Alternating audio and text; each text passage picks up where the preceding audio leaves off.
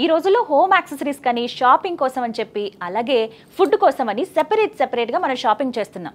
దీనివల్ల మన టైం అంతా వేస్ట్ అయిపోతుంది కదా.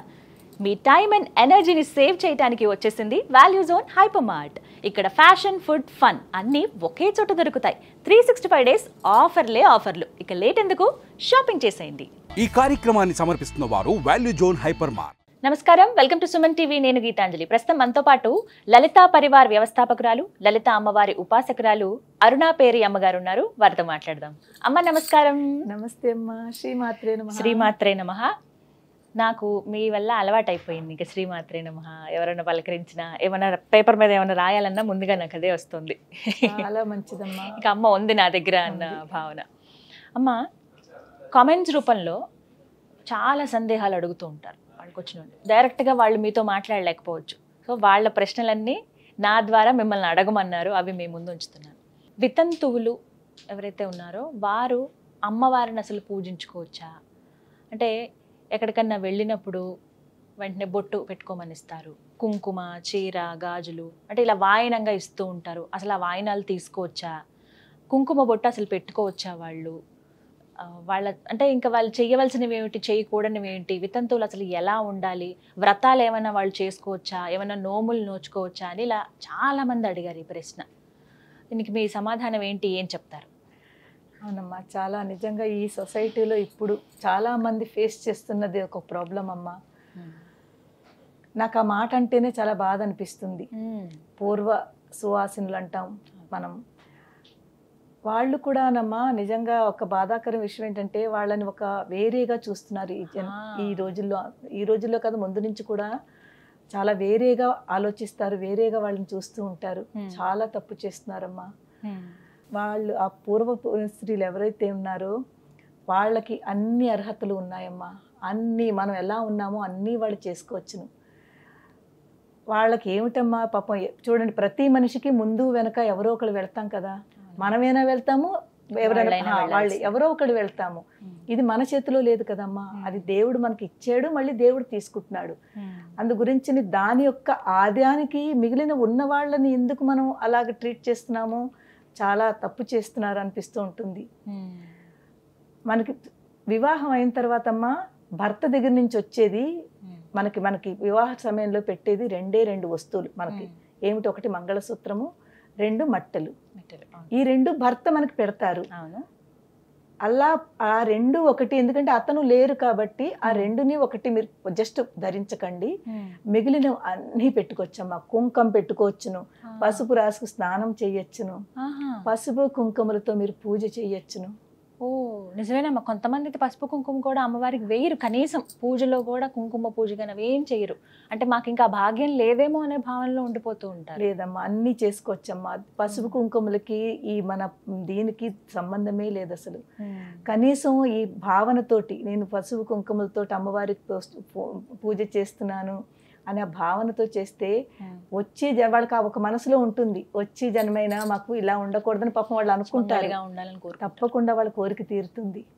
చెయ్యొచ్చమ్మా, ఏమీ తప్పు లేదు. కానీ మన సొసైటీ ఎలా ఉందంటే వాళ్ళని నిజంగా వేరే రకంగా చూస్తారు. పిలవడానికి కూడా వాళ్ళు అంటే వాళ్ళు కన్ఫ్యూజన్ లో ఉంటారు. పిలవచ్చా, పిలవకూడదా? పిలవరమ్మా అసలు. అంటే ఏదన్నా ఇంట్లో ఏమన్నా పెళ్లిళ్ళు అవి అవుతున్నా కూడా అందరూ సరదాగా పార్టిసిపేట్ చేస్తూ ఉంటారు. పసుపు రాసేటప్పుడు ఏదో ఒకటి, వాళ్ళు మాత్రమే పక్కగా నిలబడతారు. అంటే మేము శుభకార్యాలకు మేము రాకూడదేమో, మేము దూరంగా ఉండాలి కదా. అది చాలా బాధ అనిపిస్తుంది. చాలా బాధ అనిపిస్తుంది. నేను వాళ్ళందరికీ ఏం చెప్తానంటే, పిలిచిన వాళ్ళకి వీళ్ళు వచ్చిన వాళ్ళకి కూడా వాళ్ళకు కూడా మనందరికి ఎంత అర్హత ఉందో వాళ్ళకు కూడా అంతే అర్హత ఉంది. తప్పకుండా పిలిచి వాళ్ళందరూ కూడా వాళ్ళని కూడా పిలవండి. వాళ్ళని కూడా పిలిచి మనందరికీ ఎంత ఆప్యాయత, ఎంత ఇది ఇస్తున్నారో అంత వాళ్ళకు కూడా ఇవ్వండి. తర్వాత ఎవరైతే వెనక, ఎందుకంటే వాళ్ళు ఒక ఈ అలవాట్లో ఉండిపోయారు, వేరేగా ఉండాలి, అందరి మధ్యలోనే వెళ్ళకూడదు, అక్కడ శుభకార్యం జరుగుతోంది మేము ఉండకూడదు అని పాపం వెనక్కి ఉంటారు. అమ్మ, మీరందరూ అల్లాగా అస్సలు అనుకోవద్దు. మీరు కూడా అంతే అర్హత మీకుంది. మీరు కూడా చక్కగా మన సమాజంలో ఒక మంచి పేరు, మీరందరూ ముందుకు రండి. మీరందరూ అలా వెనక్కు ఉండాలని ఎప్పుడు అనుకోకండి. అందరూ సమానమే, సమభావం తీసుకోవాలి. తర్వాత ఇక్కడ ఇంకో విషయం అమ్మా, ఈ పసుపు కుంకుమలు అనేది మనకి శుభకార్యాలకి, శుభం అంటే మంచి మంగళప్రదమైనది. సో ప్రతి మనిషి కోరుకుంటాడమ్మా శుభం కావాలని. ఎవరు అశుభం కావాలని కోరుకుంటారు చెప్పండి? అదే కదా, మంచి జరగాలని అనుకుంటారు. ఎవ్వరు అశుభం కావాలని కోరుకోరు కదా. సో శుభం కావాలనుకున్నప్పుడు వాళ్ళకి శుభం అక్కర్లేదా చెప్పండి? వాళ్ళని ఎందుకు మనం దూరం చేయాలి ఇది చేయకూడదని? సో వాళ్ళు చెయ్యొచ్చును. తర్వాత నేను రీసెంట్లీ ఇప్పుడు జరిగింది నేను చెప్తున్నాను. నిన్ననే ఫంక్షన్కి వచ్చాను ఒకటి. అక్కడ ఇలాగే ఒక ఆవిడ పాపం వెనకాల ఉన్నారు. అందరికీ నా దగ్గరికి వచ్చి నా చేత బొట్లు పెట్టించుకుంటున్నారు.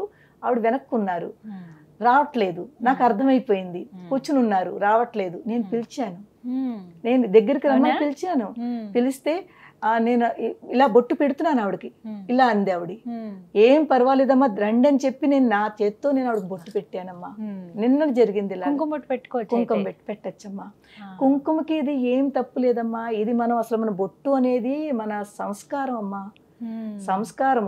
ఈ టిక్లీలు ఇవన్నీ ఇప్పుడు కదమ్మా వచ్చాయి. ఇది వరకు రోజులు ఎక్కడున్నాయి చెప్పండి? తిలకమే ఎవరైనా సరే చక్కగా కుంకుమ పెట్టుకునే కుంకుమ తిలకములో ఉన్నంత అందము.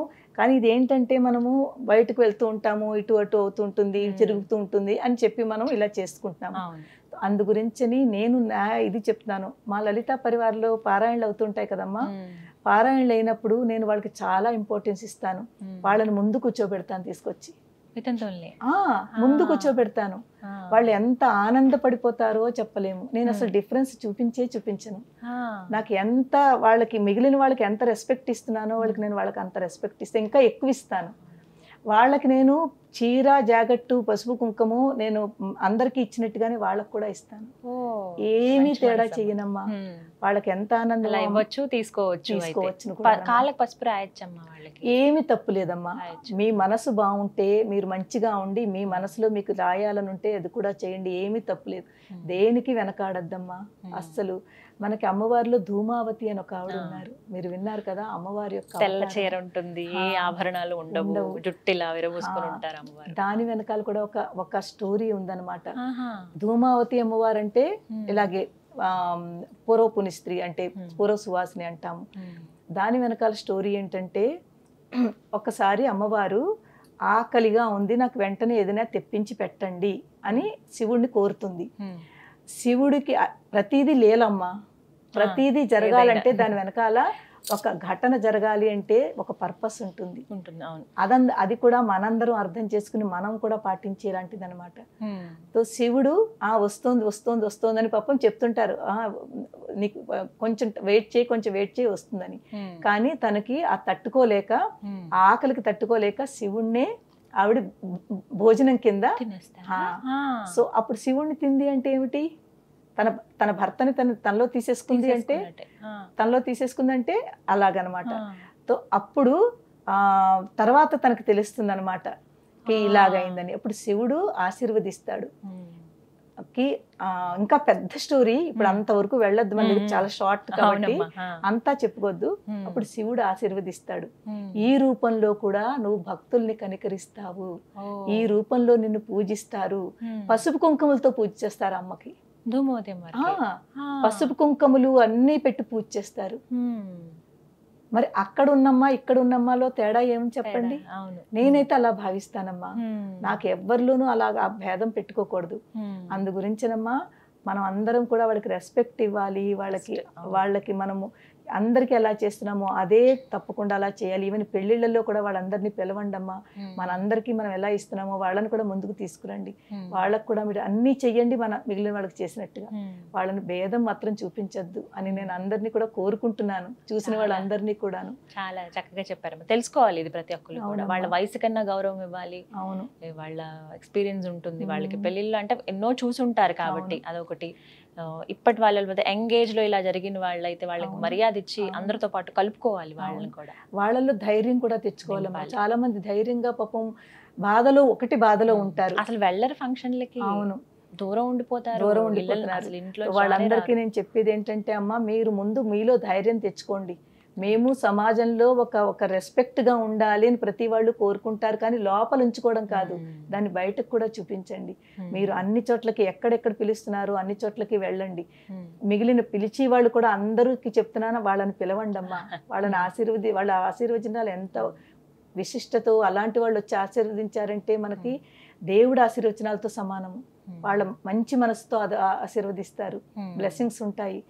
అలాగే ఈ వీళ్ళందరికీ ఏంటంటే ధైర్యం తెచ్చుకుని మీరు అన్ని చోట్లకి వెళ్ళండి, అన్నింటికి అర్హులే. నేను ఒకటే వరలో చెప్పాలంటే ప్రతి దానికి అర్హులేనమ్మా. కుంకుమ చక్కగా అమ్మవారికి మీరు పూజ చేసుకోండి, మీరు బొట్టు పెట్టుకోండి అని చెప్తాను. మీరు దేనికి వెనకాల ఆడకండి అమ్మా. నీకైతే అలా ఎవరైతే ఇలా చేస్తున్నారో వాళ్ళందరికీ మరీ మరీ చెప్తున్నాను, వాళ్ళని మాత్రం అలాగ వేరేగా చూడొద్దు. వారిని మన ఫ్యామిలీలో ఒక మన మెంబర్ గానే చూడండి, అందరితో పాటుగానే మంచి రెస్పెక్ట్ ఇవ్వండి. ఇంకా వాళ్ళని ఇంకా ధైర్యం చెప్పి ఇంకా ముందుకు తీసుకురండి వాళ్ళకి. ఇలా చేస్తే మన సమాజం బాగుపడుతుందమ్మా. చాలా చక్కగా అందరూ కూడా ఇలాంటి వాళ్ళు ఇలా ఇలా చేసుకుంటుంటే వాళ్ళల్లో ఆనందం మనం ఇచ్చామనుకోండి, ఎంత ఆనందం. వాళ్ళ ఆనందం కాదు, మన ఆనందం. నిజం అదైతే కదమ్మా. నిజం. చాలా చక్కగా చెప్పారమ్మా. ధన్యవాదాలు. శ్రీమాత్రే నమః. శ్రీమాత్రే నమః.